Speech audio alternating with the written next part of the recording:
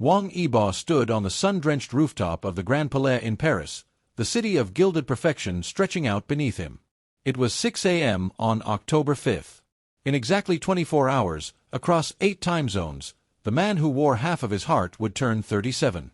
Yibo, typically impervious to jet lag or nerves, felt a slow, leaden panic settle in his chest. He was here for the launch of a new, hyper-exclusive, limited-edition racing collection. It was the purest embodiment of his former life, millions of dollars invested in the pursuit of mechanical and aesthetic flawlessness. His face, serene and sharp as sculpted ice, was currently staring out from 100 banners, the image of absolute, non-negotiable perfection. He was supposed to give the keynote address later that morning, a 15-minute masterclass on the geometry of speed. He reached up, touching the tarnished silver ring on his finger, the clumsy joy. It felt warm, a constant, comforting weight against the cold anxiety of the Parisian dawn. Xiao Zhan was back in Shanghai, giving an unannounced, impromptu lecture at his alma mater on the design philosophy of the unedited sketch. The lecture was set for 8 p.m. Shanghai time, precisely when Yibo should be lifting off from Charles de Gaulle. Then, the digital world shattered. His personal encryption specialist, a frantic voice from Zurich, burst onto his secure line. "Mr. Wang, code red. It's not the event. It's the sky." A rogue solar flare, unprecedented geomagnetic storm predicted. Total shutdown of all long-haul air traffic across the Northern Hemisphere starting 10 a.m. Paris time. Satellite navigation systems are going dark. Nothing flies. You're grounded. Yibo looked at his watch. He had 4 hours to cross 3 major international checkpoints and board a flight that was already scrambling to take off early. 4 hours to bridge 9,000 kilometers and escape the planetary gridlock. "Impossible," Yibo said, his voice level despite the adrenaline flood. "The Paris event is a 3-day commitment. You miss the keynote, you void the contract." "Then void it," the specialist pleaded. "The contracts mean nothing if you can't move. You need to be airborne by 9:30 a.m. at the absolute latest, or you will be here for a week. The window is closing, sir." Yibo didn't hesitate. He looked at the vast, perfect city, the epitome of the life he had once commanded, and made a choice. The perfect contract, the perfect event, the perfect image, all were now obstacles to the ultimate, clumsy joy of being present. He felt a sudden, fierce energy, the thrill of a complex, controlled failure. The racing launch was underway in the Grand Palais' spectacular glass dome. Hundreds of journalists, designers, and billionaire collectors milled around the centerpiece. Yibo's new, flawless, carbon fiber concept race car. Yibo himself was slated to make his grand entrance via a custom-built hydraulic lift from beneath the stage, emerging precisely at the culmination of the orchestra's movement. This was the first mind-blowing scene, Yibo's chosen moment of public, international chaos. He bypassed the lift. Using his old skills of stealth and misdirection, he slipped into the engine bay of the concept car. This vehicle, designed for zero-error perfection, was his enemy. He opened a small, redundant access panel that only a driver of his skill would know existed. Instead of starting the engine, he reached in and deliberately disconnected the electronic stabilizer control, the heart of the car's precision. As the orchestra hit its perfect, dramatic crescendo, the stage lights snapped on. But instead of rising smoothly on the hydraulic lift, the car, now digitally lobotomized, surged sideways, its tires screeching in a dramatic, unnecessary spin. It was a flawless car performing a shocking, violent, clumsy error. The crowd gasped. Yibo, wearing his racing suit, burst out of the cockpit, not with a smooth, stage-managed step, but with a deliberate, awkward stumble onto the stage. He didn't look back at the chaos of the million-dollar error. He looked straight into the nearest camera, the same camera feeding the launch's global, high-definition live stream. He didn't speak the prepared lines about speed and precision. He spoke to the flawed constellation, to the fans watching the broadcast. "The flawless machine is trapped," Yibo announced, his voice carrying over the orchestra's sudden silence. "The journey requires the flaw. I choose the clumsy escape." He ripped the expensive, pristine racing patch from his suit, tossed it onto the stage, and bolted. He ran through the stunned crowd, avoiding the security detail, knowing that the viral moment of his public, technical failure was the ultimate smokescreen. The world would debate the car's malfunction. They wouldn't notice the celebrity's exit. He reached the street, not bothering with a car. He jumped onto a borrowed dirty Vespa, the spiritual sibling of Zhan's own machine, and roared toward the high-speed rail station, abandoning the perfection of the airport for the messy, ground-level chance of a train.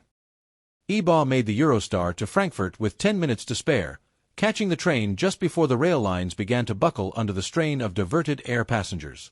But his next leg, the critical connecting train to the one remaining ungrounded cargo flight out of a remote Eastern European airport, was already blocked. A massive, digitized security system, designed to manage the solar flare disruption, had locked down the inter-rail exchange in the heart of Germany. The system was based on a zero-tolerance digital matrix. If the passport or ticket had any discrepancy, or if the passenger was designated high-profile without valid emergency clearance, the person was detained. This was the second mind-blowing scene, Yibo's confrontation with the ultimate, perfect system of control. Yibo reached the checkpoint. His face, recognized by the facial recognition system, triggered an immediate red alert. The gate slammed shut. He was trapped between two high-speed train platforms, the only traveler in a pristine, white, glass-walled corridor. "Mr. Wang Yibo," the automated, cold voice boomed. "You are flagged for non-essential travel during a planetary emergency. Proceed to quarantine." Yibo calmly reached into his bag and pulled out the synesthetic memory weaver. He pulled out the cable and plugged the weaver into the nearest security panel, a reckless, desperate act of technological sabotage. "I am essential," Yibo stated, looking at the blinking red light on the panel. "Not for my fame, but for my flaw." The neon light of the Shanghai skyline, still recovering from the solar flare's chaotic flicker, bled through the high-rise gallery windows, painting the chaos of the night before in dull, exhausted colors. Wang Yibo was asleep on a simple couch, his face clean of the travel grime, the tarnished silver ring glinting faintly on his hand. Xiao Zhan sat nearby, scrolling through the world's reaction on a borrowed phone. The storm was immense. The words breakdown, stunt, and insanity dominated every headline, but there was a new undercurrent of fascination. The public wasn't just consuming the spectacle, they were questioning the cost of the spectacle. The chaotic video of Yibo's stumbling arrival, the perfect idol failing in public, had been viewed billions of times, and the commentary was split between judgment and a fierce, emotional defense from the flawed constellation. The door hissed open, and Sister Li, the keeper of the truth, walked in, looking like she'd been awake for 48 hours but somehow sharper than ever. "You've sealed the deal, you two," she announced, her voice a low hum of professional exhaustion. "The public narrative is entirely broken. No one knows if this was a nervous breakdown or the start of a philosophical movement. Which is precisely where we need to be." She sat down, placing a black worn leather binder on the table, the original contract for the clumsy truth. "The entertainment industry is terrified. They want a clean statement. They want a denial, a retraction, a polished reason for the intentional chaos you created. We need to give them something so grand, so completely unmarketable, that they can never commodify your truth again." Zhan looked at Yibo, who was now stirring, sensing the strategic tension. Yibo met Zhan's gaze, and a silent conversation passed between the wearers of the rings. The message was clear. What is the final ultimate sacrifice of the perfect world? "The machines," Yibo said, his voice husky from sleep. "The machines are the problem. They represent the perfect, repeatable lie. My racing machines are the ultimate idols of zero-error precision. The concept car from Paris is already being analyzed by 50 teams," Sister Li warned. "The cost of the damage is astronomical." "Not the concept car," Yibo countered, sitting up, his eyes now sharp and focused on a distant greater goal. "My Ares 9. The undefeated champion, the single most technologically advanced, valuable piece of zero-error equipment in the world. The perfect machine. We will destroy it." Zhan nodded slowly, a profound, slow smile spreading across his face. "We will turn the ultimate symbol of perfection into the ultimate submission to the flawed archive." The event was announced cryptically, the deconstruction of precision. The location was a remote, empty, salt flat in western China, a vast, desolate stage of absolute flatness, symbolizing the emptiness of perfection. The world watched, captivated and confused. The Ares 9, valued in the hundreds of millions, was wheeled onto the salt flat. It was a vision of gleaming, aggressive perfection, carbon fiber, titanium, and flawless aerodynamic design.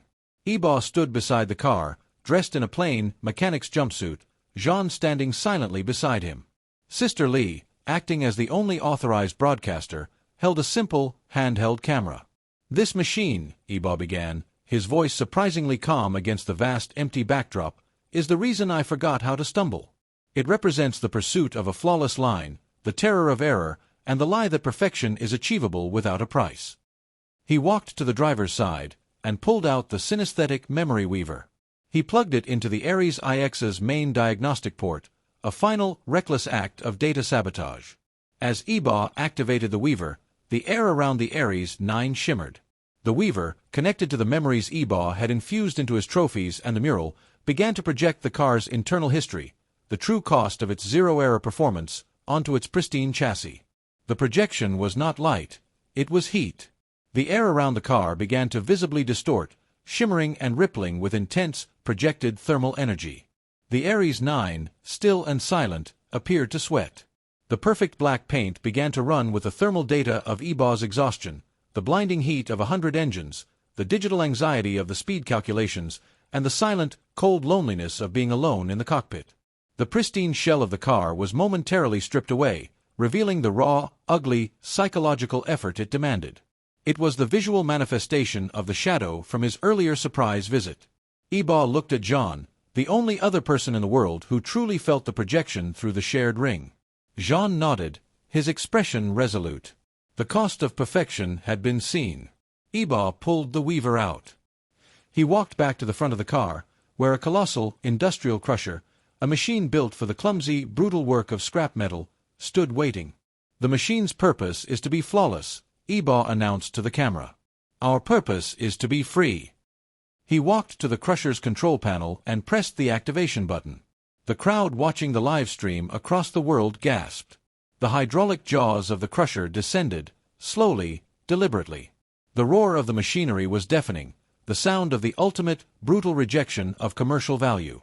The Ares 9 was crushed into a jagged, unrecognizable cube of metal and plastic, a raw, beautiful piece of scrap. Yibo did not speak again. Instead, Sister Li stepped forward, holding a microphone. "The final form of the Ares 9, she announced, her voice echoing across the flats, is the ultimate submission to the flawed archive. The metal and materials will be melted down, reformed, and sent to 1,000 anonymous artists whose work has been rejected by commercial systems. The flawed archive will fund its own permanence, fueled by the destruction of perfection.